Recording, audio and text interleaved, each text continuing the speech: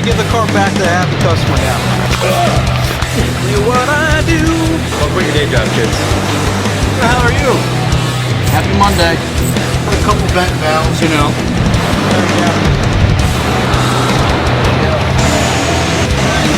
Yeah, everything's in there.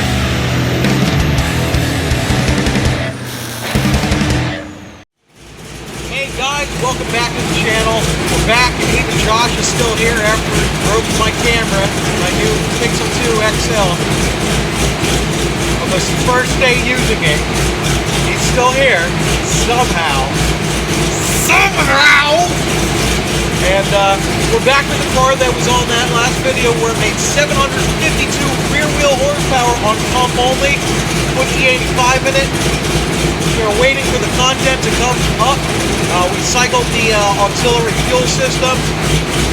We're at 24% and expecting it to go pretty high. And then we'll find out what she does. Again, I'm aiming somewhere between 840, or not, I'm sorry, somewhere between a 40 and 80 rear wheel horsepower gain. I think that we're going to see something in the nature closer to the 80. It's be wild. So I'm expecting to break over 800 without any meth injection or anything on a stock, well, a corded LSA blower. Rodix adds its 400 cubic inch LME short pump. Let's get to it.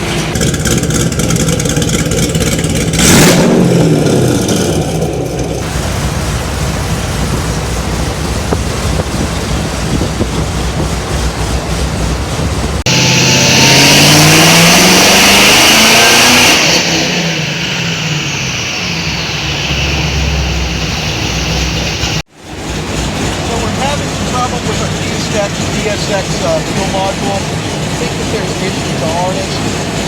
This stuff has kind of happened in the racing world here, but what we're finding is that the auxiliary fuel pump, which we need to run the 85, is shutting off, like partially throughout the pull.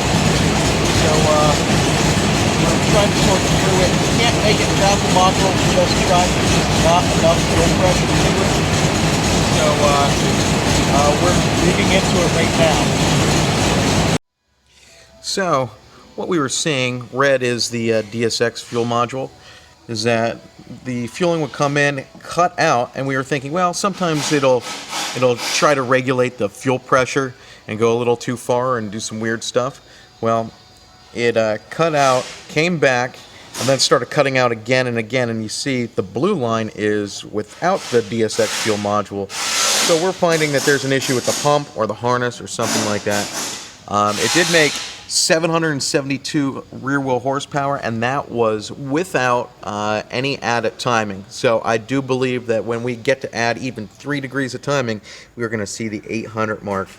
We'll just have to, wait until we get this resolved. So what's your plan to try and fix the issue? Get rid of that solid state. Put a traditional hop switch in that will work properly. I don't know that I can do a freaking hop.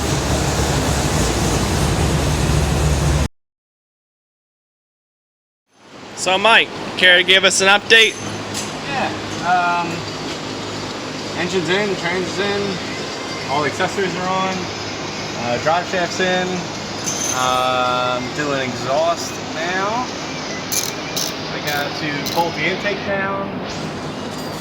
Full packs, spark plugs, a lot of little stuff left. Should be ready to fire shortly. Sweet. Yeah. So now that it's back on the ground, as you can see inside. Wow.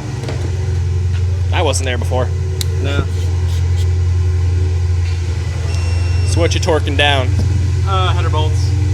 When I torque the header bolts down, get the exhaust all good. And once the exhaust is good, everything underneath is done. And then come up here and finish torquing the intake, heater lines, fan in, a lot of little stuff, spark plugs. Waiting on the oil. This takes 20 W50, so breaking oil, so we're waiting on that. And then yeah, ready for fire up. Woo.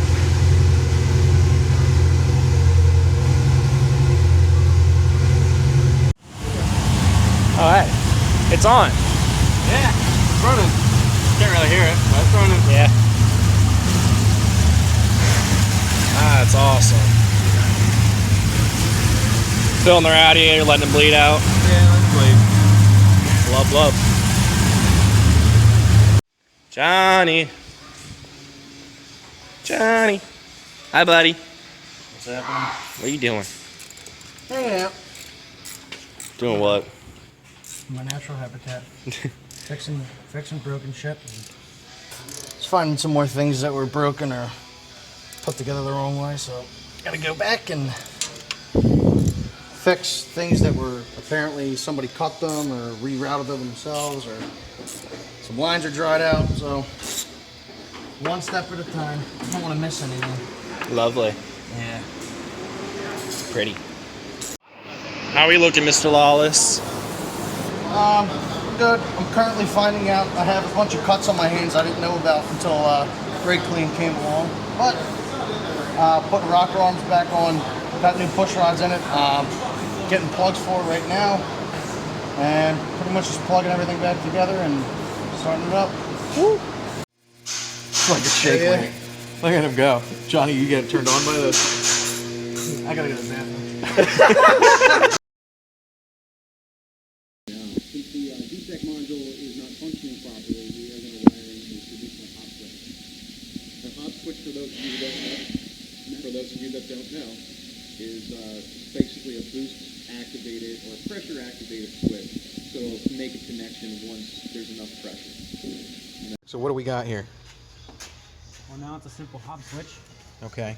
So we're taking the DSX out of the equation, and it's going to be boost, like activated by just a pressure sensor in there that makes contact once it gets to enough pressure. And then we got a little button here. What's that do?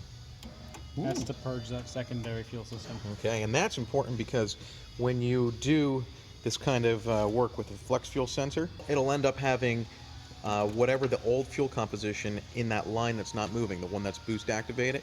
So you got to purge that out whenever you do a composition change. Otherwise, let's say you're going full throttle and that secondary activates, and you got E85 in the tank, but you had 93 before, it'll give you a shot of 93 through it, and the computer gets a little like messed up when that happens. It doesn't follow exactly how it needs to as it tries to transfer. So it ends up giving you a weird like lean spike, or sometimes too rich of a spike. It's weird. It's weird. So this will avoid all that. You just hold that button for like 10 seconds, and that'll, you know, get things rolling through. Be perfect. And then drive for a little bit so the lines, you know, the factory lines are filled up with whatever composition you are running. So where are you at, Kyle? Kyle, get out of here. All right, Eric. So where are we at the end of today? Everyone else has updated me, or us at the YouTube lands. Oh, YouTube lands. The GTO over there is done aside from the intake we were waiting on. You saw me do the fuel system change on this, so we're going to strap it again and see how it works on 85. Third time's a charm, right? Yeah, see over 800 now. Woo-hoo.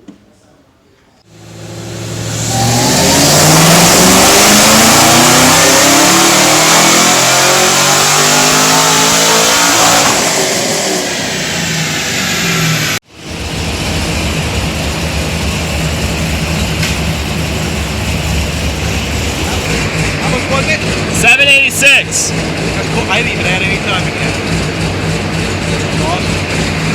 Full pressure. Full pressure's doing exactly what it's supposed to. So it definitely was that module like breaking out. So I'm gonna make adjustments now, and yeah, it's done. So I'm making a tune adjustment to add some timing for the ethanol, and also to get the fuel trims, fueling a little bit more on line. I expect that we're going over 800 on this very next pull.